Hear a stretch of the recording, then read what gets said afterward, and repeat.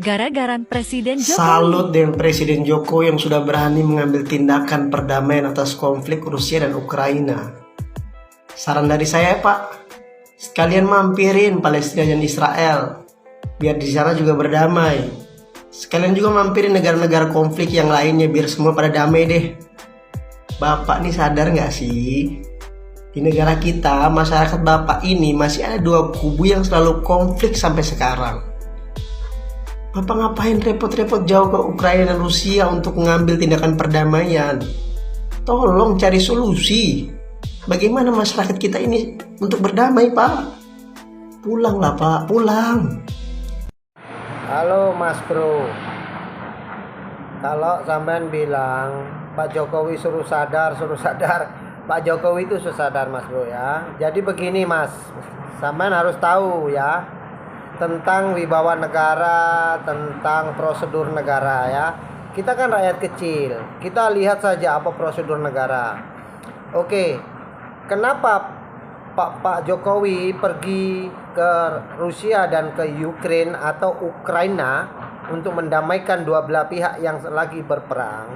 Itu maknanya begini Mas, kalau Pak Jokowi sukses ataupun bisa mendamaikan kedua negara ini, maka negara Republik Indonesia akan semakin berwibawa Mas ya, akan semakin disegani oleh bangsa-bangsa atau negara-negara lain.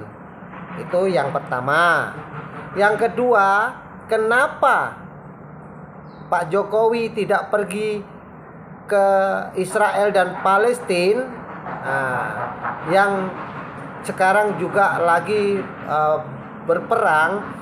Begini Mas, kalau Rusia sama Ukraina kan baru saja berperang, itu untuk menangani mendamaikan itu masih boleh dikatakan masih boleh ringan lah, senang lah.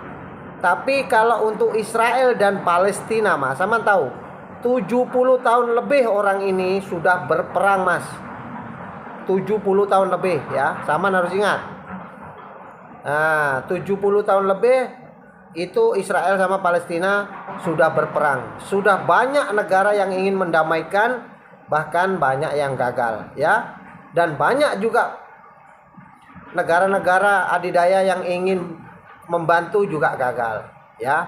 Jadi keputusan Pak Jokowi itu adalah keputusan rakyat Indonesia juga, untuk kebaikan rakyat Indonesia juga, dan untuk kebaikan negara Republik Indonesia juga. Karena peperangan ini adalah bisa mengakibatkan buruknya harga-harga pangan di dunia dan buruknya imbasnya ke negara-negara yang kena imbas daripada perang itu.